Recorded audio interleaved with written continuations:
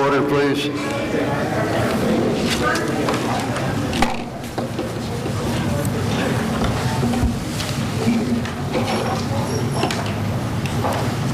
The notice requirements of the Open Public Meeting Acts for this meeting have been satisfied.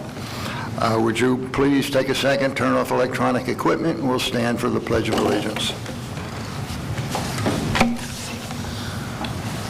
Attention, salute. I pledge allegiance to the flag of the United States of America and to the republic for which it stands, one nation, under God, indivisible, liberty and justice for all. Rich, would you call the roll, please?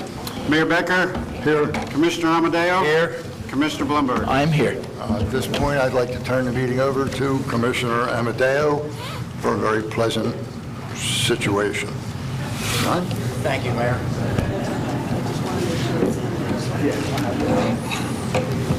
Chief Wilson.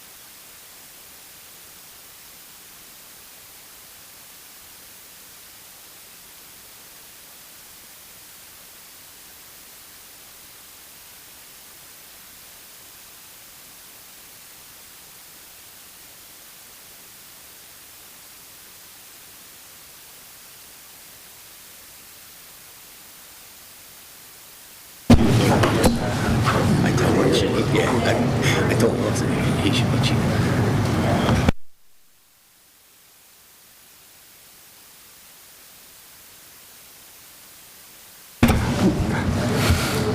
We're going to take a second, do one more presentation, and then we'll continue with the regular meeting. John? Thank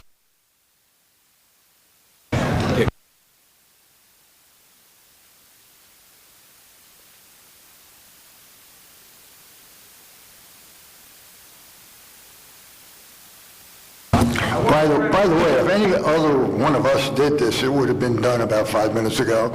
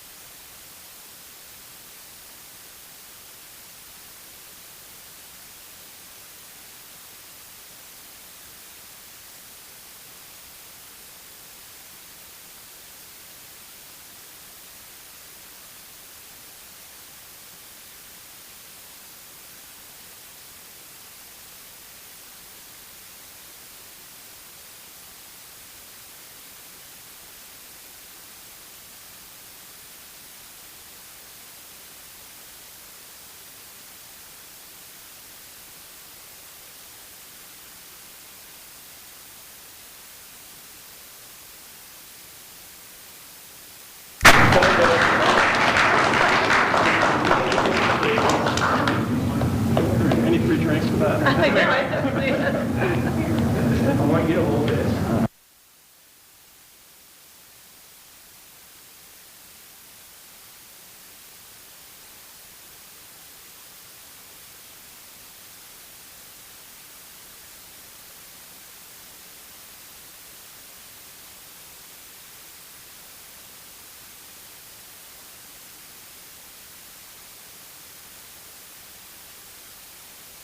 The other thing.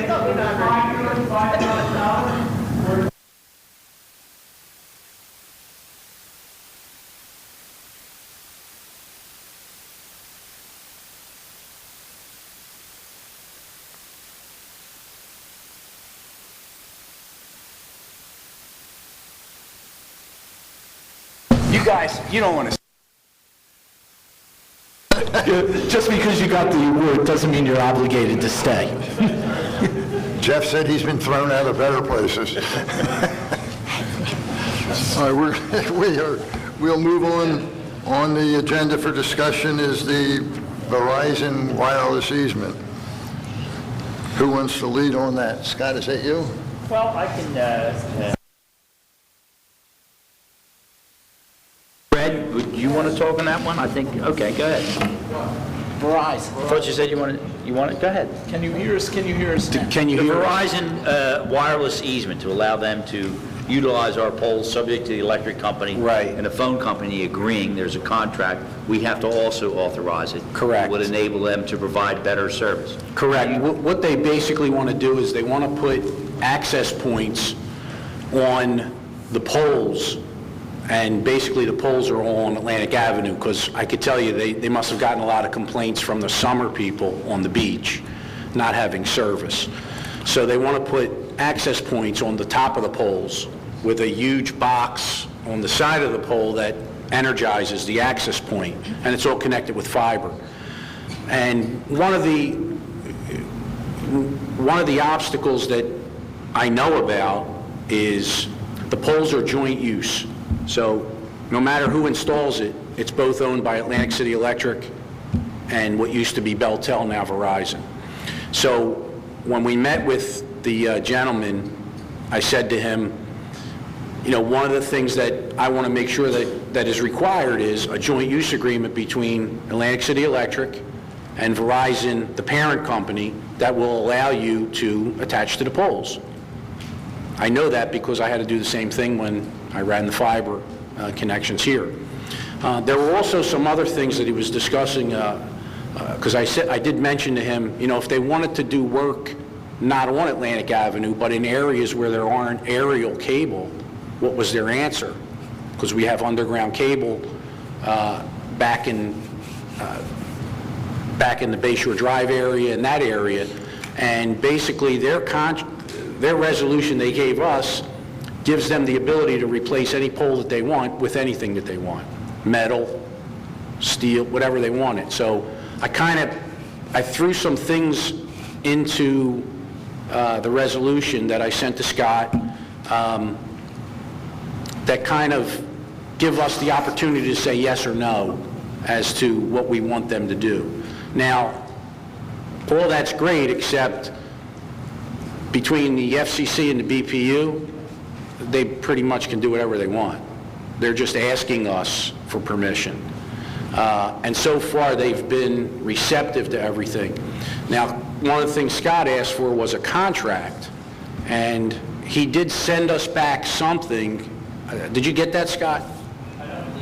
Not yet, Okay. no. I did send it back to whomever it was you had send me the information, so. Right, but it's in progress. All the information is there, it's in progress, and it's not a do-it-tomorrow thing, so we do have some time. They're just looking for the okay from us to allow them to go ahead and do it, so we're pretty much on top. And I agree with you, everything you said, I agree 100%, but I would like to, if we can, have some authority over what these poles will constitute. You may recall the controversy down in, I think it was Stone Harbor, the type of poles they, Yeah. so we don't want to be surprised. Correct, and one of That's the what our goal is. one of the things I asked for up front was a layout and the pole numbers of which ones they attach to, so, and he was receptive to it. Everything that we discussed, he was receptive to. And of course, I could tell you right now, if Atlantic City Electric has a lot of equipment on the pole, they're not going to allow them to use it, so. I was in the meeting with Fred, and if I may add, Fred, they did show us two types of poles they've utilized in other municipalities. So whoever needs to see them, we can provide that to you. Yeah. I have them on my... But I don't think that's all of them. I think there's other ones. Yeah, I'm sure. I wanted to put this on the agenda because, you know, if people have questions, I wanted you to be able to interact with anybody here in our staff or the commissioners, because at some point, there's going to be a resolution on the agenda, and no sense of having questions raised then if we can raise them now. My only question from listening to you, Fred, is you talked about how big these boxes might be. Can we get some diagrams or pictures or something that can be part of the agreement so that we kind of can visualize some of the electrical equipment that gets placed around municipalities these days are you know, huge for traffic signals and other kinds of things, and it may be of interest to the public ultimately. Yeah, one of the questions that I did bring up was the actual electrical box that is on the pole. Will it create a visual hazard for for safety, and David had mentioned to him, we want to make sure at certain areas, if you're driving in a truck and you look over, you see a box, and I think he said there's something like, 15 feet off the ground or something to that effect. Yeah, But we do have indicated examples. there would be no problems with sight triangles or sight or vision or whatever. But we do have examples of the actual box. So when this thing gets moving forward, if it ever does, all of those specs I'm asking for. I'm asking for all the specs of everything they're going to attach to the poles. Thank you, guys. Anything else on this subject? If not, we'll open department head reports. And Tony, I think we'll start with you today. All is good in the fire department, Mayor. There's really nothing significant to report, but we're doing well. And I did want to mention we're doing a lot of training every day, and we were actually in the bay yesterday doing water rescue training. So that's all I have to report today. Thank you, Chief. Lisa? Just want to mention to you, and I apologize for not doing it earlier, but I believe it was Wednesday, earlier this week, Bill Carbon of CBIZ, who we contracted with to perform the actuarial calculation for our lifeguard pension plan and to also revise our plan to make it compliant with the IRS. I met with him, and he gave me a huge packet of documentation that he will be submitting to the IRS. You'll see on the agenda, there is a filing fee that's payable to the U.S. Treasury, the Internal Revenue Service, and what that fee is, he's going to be doing two filings. The $2,000 or $2,500 fee is for the IRS to make a determination as to whether or not our plan is compliant with the regulations that cover the pension plan. And then he will also be doing a separate filing, that's not due yet, regarding late filing, because as you know, the plan was supposed to be filed, I believe, every 3 years. So once he receives the check, he told me that he will be sending out the form and the plan to the IRS next week. He also, when I asked him about the actuarial calculation and where that stands, he gave me a census to update, which I'm in the process of updating that for several years of salary and days worked on the lifeguards. And he said from the time that he receives that, we should have that back in about 4 weeks. So I'm trying to get that to him no later than Monday. I'm going to do my best. And the IRS determination, you're probably looking at least 6 months. So that's where we stand right now. Okay, go ahead. Anything else? Yeah, I just wanted to wish a happy birthday to our Deputy Fire Chief, Dan Adams. Happy birthday, Dan. Let's sing happy birthday. Thank you. Let's not. We'll empty the room. Thank you, Lisa. Chief Wilson. Another great day for the police department. Thank you, Commissioner Amadeo. Matt's been serving as the operations commander since November of 15. He will continue to do so, and he's an invaluable asset to the agency. On another note, we are placing our 6th SLEO begins the academy this Saturday. We'll see. In preparation for the summer, we need to get him in the academy and get him graduated. It's his name's John Barillo. He's a Rowan University student, and he stepped up to the plate, passed all the stuff, and the amazing thing is, while he's finishing up his last semester of college, he's going to be going to the Class 2 Police Academy, which is 3 nights a week and all day Saturdays. We want to make things so we're excited about that. That'll give us 6 SLEOs this summer. It gives us a lot more manageability from a financial standpoint. And the last thing is, we're prepared for the next couple of days with this cold weather to assist anybody that needs assistance. So, other than that, everything's great. Thank you, Chief. Mr. Deeney. As commissioners know, we've been meeting as a staff relative to the capital budget going forward.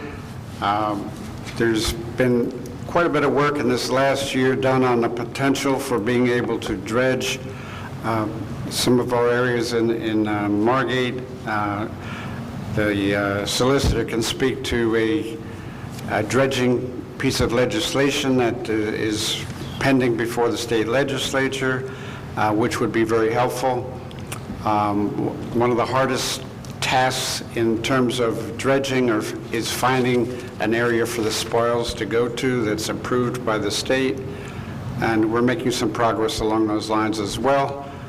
And we're anticipating, if things come together, by the time the capital budget comes together, being able to put some money in the capital plan for 2017 to actually undertake dredging by the end of the year. Thank you. Thank you, Rich. Scott? A couple things, Mayor and Commissioners and members of the public. First, some good news. We had the bid challenge of asphalt paving versus Lexa. That lawsuit has been dropped by Asphalt. I think they took a good hard look at their position. You'll recall it was for a little bit more than $1 million of paving to be commenced this spring, and there was a challenge on the form of what's called a consent to surety. The difference between the low bid and the second low bid was approximately $4,300. But fortunately, Asphalt has dropped it. We will not be incurring any additional costs, and the matter is resolved, and we can go full steam ahead on that contract for paving. Okay, now, on a couple things here. Let me comment briefly. As you know, we had Senator Whalen and Senator Van Drew and Senator Connor from Ocean County has sponsored the shellfish habitat rule that we are pushing to try to make it easier, more economically feasible to do dredging. It has advanced both from the Senate committee that had it and last Monday as well the Assembly committee unanimously. So we've actually made some progress on trying to loosen up some of the red tape and the great amount of expense involved with dredging. It's a long, hard struggle.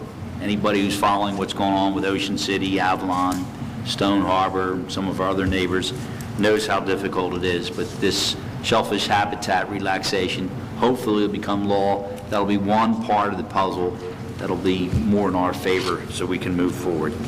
Also, let me help out on a couple of these resolutions. As you all know, our city clerk's not here today, and she's gone through a family situation with her family, and I'm sure all of our thoughts and prayers go out to her. I know she's gone through a tough time there, and we've all had to do that sooner or later in life.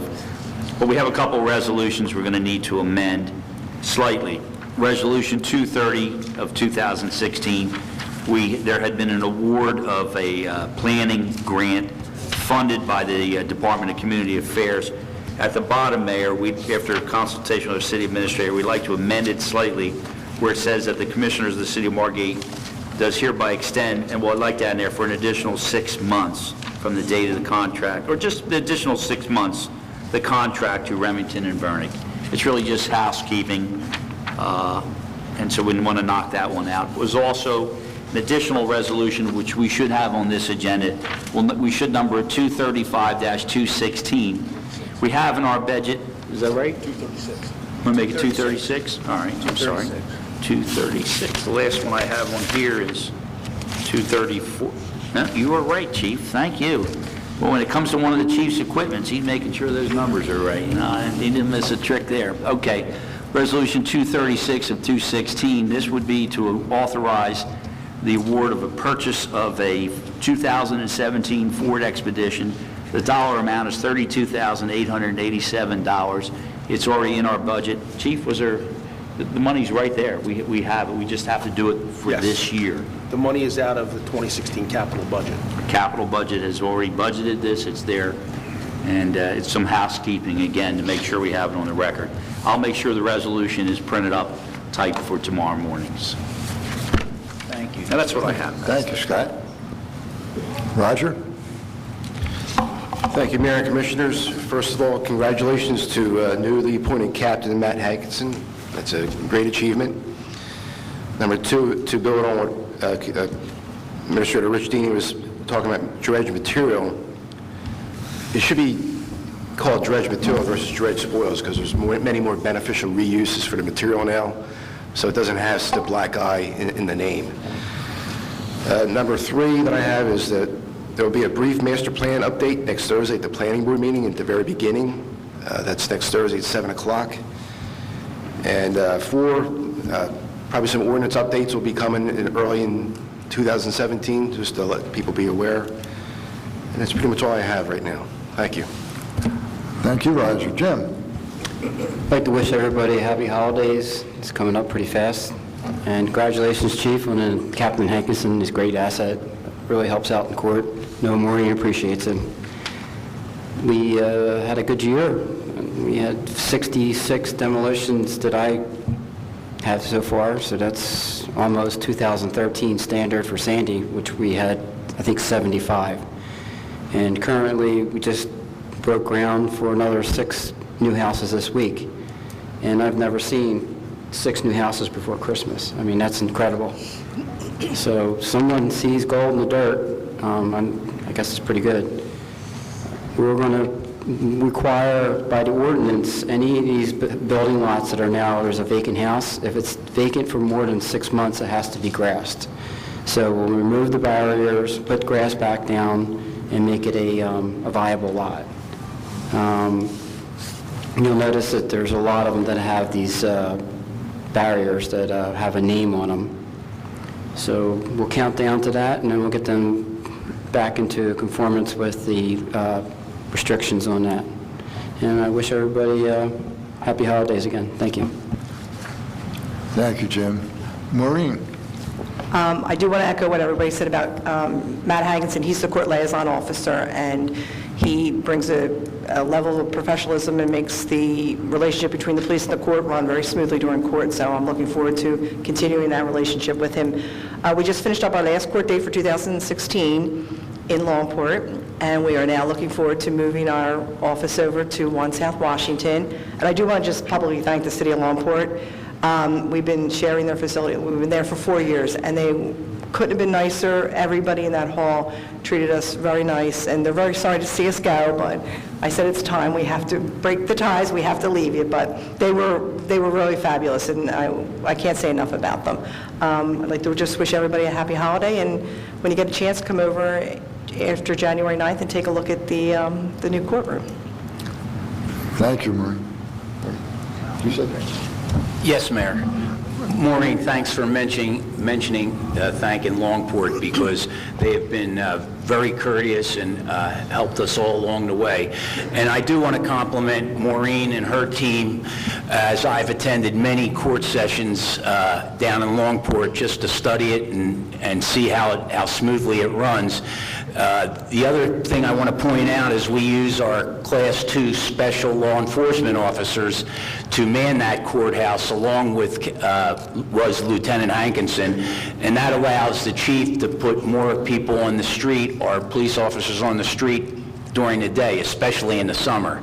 So the Class 2s have really worked out well, and our numbers up, as of yesterday, will be up to 6 specials for, the next summer season, which is really instrumental in keeping our beaches safe and our city. They back up our police officers. They do a lot of the parking violations, and it's really worked out well.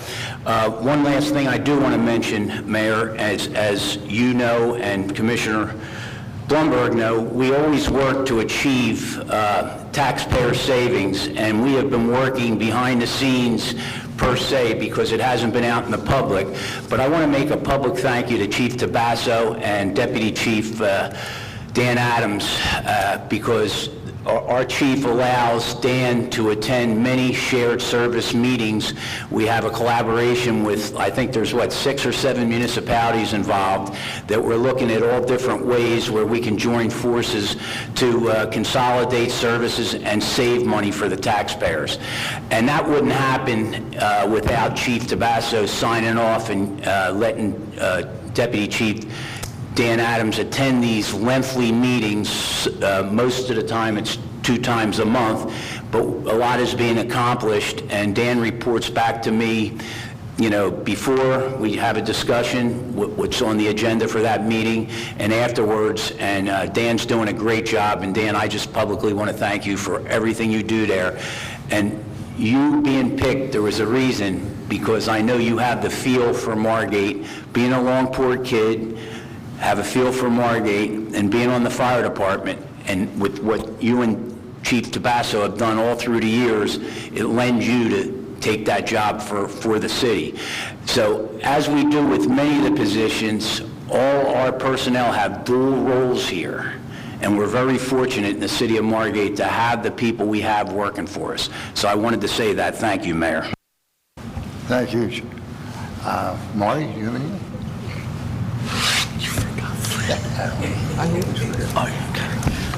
Thank you, Mark. Hold on. Will it? Fred? This is like... Is it picking on Fred the then? comedy kids, yeah. He spoke once, that's enough for him. Yes, I have, Mayor, I want to thank you and Commissioner Amadeo, and specifically the Fire Department Chief, Dan, as well as the FMBA, for another successful holiday party where Santa Claus comes and treats the kids to pizza, and the city really enjoys that event. So thank you guys for the effort that goes into that. I have yeses left. Thank you. Okay, good. I'd also like to, at this point, I guess, thank Longport. They've always been a good friend of us. They took care of our firehouse when we were under construction. They took care of our court. And just for the public's knowledge, we had called when they got notice about what was going on with their library. We did sit with them and told them that we would offer any help that they needed.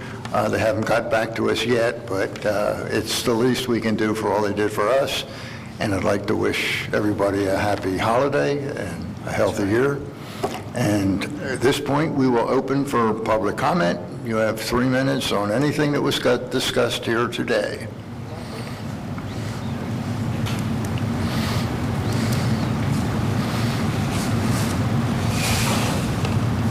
Sewell, 22 West Drive. Following up on the remarks of City Administrator Richard Deeney concerning the dredging, once again, I hate to be a spoiler, but who's going to be on the hook for this project? How much of it is going to be outright grants and how much of it is going to be paid from the taxpayers' rolls? And I also understand that there are FEMA outright grants. Have they exhausted the FEMA avenue? Mr. Deeney? That's the remarks. John, I'm here again, John. Well, we have to... I know you love talking to me, John, so...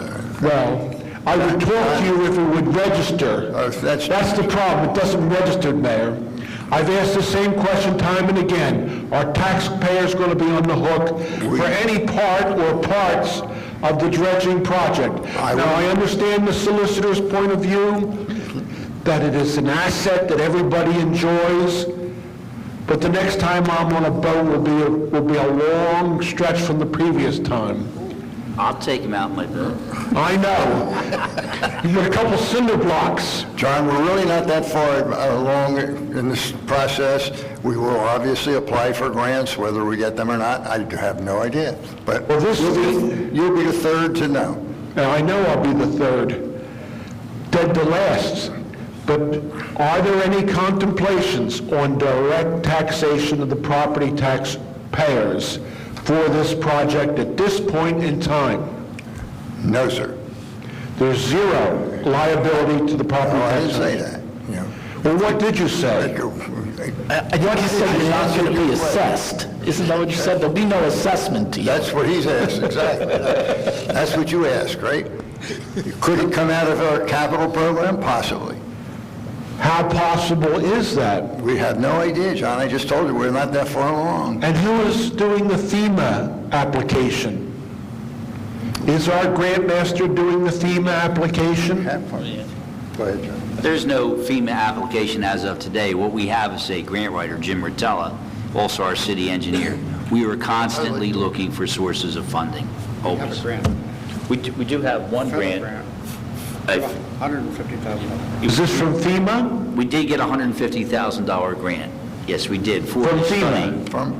It's not FEMA, it's Fish and Federal Wildlife Habitat Restoration. Well, they were discussing this about a week, 10 days ago, and they said FEMA is giving out these grants, and I would like you to exhaust all avenues of remedy. John, we and were if you- looking for you, John. And if you Thank could, and you find out anything, let us know. I appreciate all help. All right, good. I know you do. Any other public comment?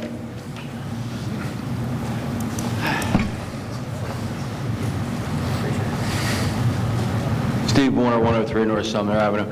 I just recall there was some money for dredging from before that was on the budget, maybe like $500,000, something like that.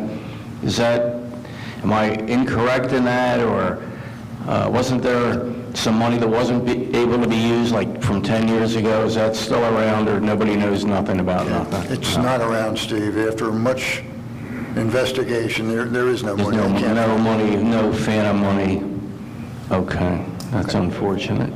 Okay, well, while I'm here, I'd like to wish everybody a happy holiday, a Merry Christmas, Happy Hanukkah, Happy New Year, and all the rest of that. All right, Very thank same you. to you, Steve, and your family. Yeah, and all the employees and what have you. All right, thank you, bye.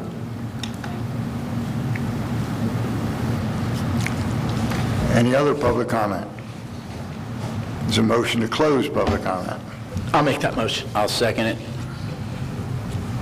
Mayor Becker? Yes? Mayor Becker? Commissioner Amadeo? Yes. Commissioner Blumberg? Yes. Is there a motion to adjourn the meeting? I'll make that motion. I'll second that.